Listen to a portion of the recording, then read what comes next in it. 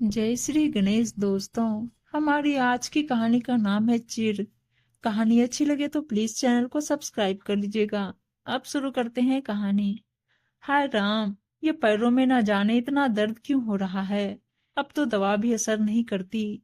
अपने पैरों को मसलते हुए सावित्री जी दर्द से कराह रही थी। छोटी बहू सोनल को वैसे तो अपनी सास की कराह सुनाई दे रही थी, लेकिन वो रसोई में बर्तनों को थोड़ा तेज तेज बजाकर उस आवाज को अनसुना कर रही थी कि कहीं खुद सास के कमरे में चली गई तो पैर दबाने के लिए पूछना ना पड़ जाए। रसोई का काम निपटाकर अपने कमरे में जा रही थी तो सास के कमरे पर थोड़े कान लगा लिए। सावित्री जी शायद फोन पर बात कर रही थी। बड़ी बहू, अब तेरी माँ की तबीयत कैसी है? कब आ रही है तू वापस? तेरी आदत हो गई है मुझे, तेरे बिना यहाँ अच्छा नहीं लगता। सास की बातें सुनकर बाहर खड़ी सोनल के तन बदन में आग लग गई। इस परिवार का कितना भी कर लो, गुण तो सब जेठानी जी के ही गाएंगे। पता नहीं क्या काला जादू कर रखा है जेठानी जी ने सब पर। कमरे में जाकर भी गुस्से से मुंह फुला हुआ था उसका। मोबाइल चलाते हुए उसके पति नीरज ने तिरछी निगाह डालते हुए पूछा, क्या हुआ? इतने गुस्से में क्यों हो? मुझसे क्या पूछ रहे हो? जैसे आपको पता ही नहीं, इस घर में मेरी कोई कदर ही नहीं है। जिसे देखो कविता बहू, कविता भाभी। तुम भी तो आज हलवा खाते हुए कह रहे थे कि कविता भाभी हलवा बहुत अच्छा बनाती है। ओह, तो ये बात है। मैडम को चिढ़ हो रही है। चुप रहिए आप। मैं भला उनसे क्यों चिढ़ूं? उनमें ऐसा है क्या? ना ज्यादा पढ़ी लिखी हैं और ना ही कोई रूप सुंदरी है। मुझे तो समझ नहीं आता आप सबको उनमें क्या दिखाई देता है। आपकी माँ का तो जेठानी जी के बिना मन ही नहीं लगता। जेठ जी भी आपसे कम ही कमाते हैं, फिर भी पता नहीं क्यों घर में जेठानी जी का ही राज चलता है। पति की चिढ़ने वाली बात सुनकर अब सोनल और ज्यादा चिढ़ गई थी। नीरज भी बात ना बढ़ाते हुए चुपचाप सो गया। पता नहीं क्यों सोनल को अपनी जेठानी कविता से शुरू से ही चिढ़ होती थी, जबकि कविता ने कभी अपने बड़े होने का कोई फायदा नहीं उठाया था। कविता सोनल से भी छोटी बहन की तरह व्यवहार करती थी, लेकिन सबकी जुबान पर जब कविता का नाम होता था तो ये बात उससे बर्दाश्त नहीं होती थी। सुबह का सूरज चढ़ गया था, लेकिन सोनल ने अभी तक बिस्तर नहीं छोड़ा था। ससुर जी चाय के लिए बार बार रसोई की ओर देख रहे थे। सावित्री जी ने जैसे तैसे चाय बनाई और पूजा करने बैठ गई। घंटी की आवाज सुनकर नीरज ने सोनल को झकझोरते हुए उठाया। सोनल, कितनी देर हो गई है और तुम अभी तक सो रही हो? माँ पूजा भी करने लगी हैं। हाँ तो क्या हो गया? आपकी माँ जल्दी उठ जाती है तो मैं क्यों अपनी नींद खराब करूं? इस घर में चैन से सो भी नहीं सकते। झल्लाते हुए सोनल बोली और पैर पटकते हुए बाथरूम की ओर चल पड़ी। नाश्ते में उसने सिर्फ पोहा बनाकर रख दिया। सावित्री जी ने देखा तो प्यार से समझाते हुए बोली, छोटी बहू, तुम्हारे ससुर जी को सुबह फुलके खाने की आदत है। कविता बहू तो रोज फुलके और सब्जी बनाती है। इतना सुनते ही सोनल बोल पड़ी, माँ जी, जेठानी जी को बस वही बनाना आता होगा। समय के साथ इंसान को अपनी आदत भी बदल लेनी चाहिए। जेठानी जी चाहे कुछ भी बना दे, सब चुपचाप खा लेते हैं। सारा भेदभाव बस मुझसे ही होता है इस घर में।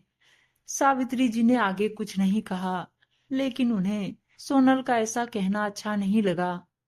उन्होंने खुद ही अपने पति के लिए दो फुलके बना दिए। अगले दिन सोनल की ननद आ गई।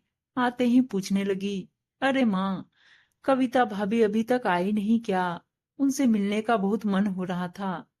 नहीं बेटा, वो बड़ी बहू की माँ की तबीयत खराब है, कह रही थी जैसे ही थोड़ी ठीक होंगी मैं आ जाऊंगी।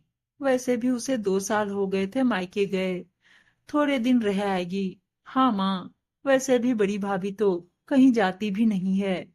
इस बार सोनल भाभी आ गई है तो लगता है वो निश्चिंत होकर मायके गई है। मुस्कुराते हुए ननद पूजा बोली। 2 दिन बाद पूजा वापस जा रही थी तो सावित्री जी सोनल से बोली, छोटी बहू, पूजा ससुराल वापस जा रही है। कोई साड़ी भी अभी मेरे पास लाई हुई नहीं है। कविता होती तो अपने आप सब देख लेती। यदि तुम्हारे पास कोई अच्छी साड़ी हो तो अपनी ननद के लिए निकाल दो। माँ जी, मेरे पास तो मेरी माँ की दी हुई साड़ी है। वो साड़ी तो माँ ने मेरे लिए दी है। आप दीदी को पैसे दे दीजिए। सोनल मुंह बनाते हुए बोली, रहने दो भाभी, मुझे कुछ नहीं चाहिए। मैं तो बस मिलने आई थी। कहकर पूजा ने बात को टालना चाहा, लेकिन सावित्री जी को सोनल से ये उम्मीद नहीं थी। वो आज बोल पड़ी, छोटी बहू, तुम हमेशा कहती हो ना कि मैं तुम्हें और कविता में फर्क करती हूँ। हर वक्त कविता बहू क्यों करती रहती हूँ? क्योंकि वो हमारे दिल में बसी है। छोटी बहू, घर में तो सबको जगह मिल जाती है, लेकिन दिलों में जगह बनाने के लिए प्यार और समर्पण करना पड़ता है। तुम सिर्फ 4 दिन में ही हमें बनाकर खिलाने में परेशान हो गई, जबकि बड़ी बहू इतने सालों से सारा घर संभाल रही है। पता है, कुछ साल पहले जब हमने पूजा की शादी तय की थी तो हमारे पास उसकी शादी में लगाने को कुछ भी नहीं था। कारोबार में बड़ा घाटा लग गया था। तुम्हारे ससुर जी बहुत चिंता करते थे कि कैसे बेटी का ब्याह करेंगे। उस वक्त कविता बहू ने अपने सारे गहने लाकर तुम्हारे ससुर जी के हाथों में रख दिए थे और कसम देते हुए कहा कि पिताजी, आप चिंता मत करिए, इनसे जितना बन पड़े आप पूजा की शादी में लगा दीजिए। छोटी बहू, गहने तो थोड़े बहुत दोबारा बन गए, लेकिन आज तक उसने कभी अपने गहनों का जिक्र भी नहीं किया। नीरज को जब अपना अलग कारोबार जमाना था तो उसके पास पैसे कम पड़ रहे थे। उस समय भी कविता बहू ने चुपचाप अपने कंगन निकालकर नीरज को पकड़ा दिए। ये बात भी जब नीरज का काम चल पड़ा तो नीरज ने ही हमें बताई थी। मैं ये नहीं कह रही कि तुम उसे अपनी बराबरी करो, लेकिन बहू, परिवार में सब एक दूसरे के पूरक होते हैं, एक दूसरे का सम्मान करते हैं, तभी एक परिवार खुशहाल रहता है। नहीं तो परिवार को बिखरते देर नहीं लगती। ये सब सुनकर सोनल की नजरें झुक गई। उसके पास बोलने को शब्द नहीं थे। अगले दिन कविता मायके से वापस आ चुकी थी। उसे देखकर सबके चेहरे पर खुशी छा गई थी।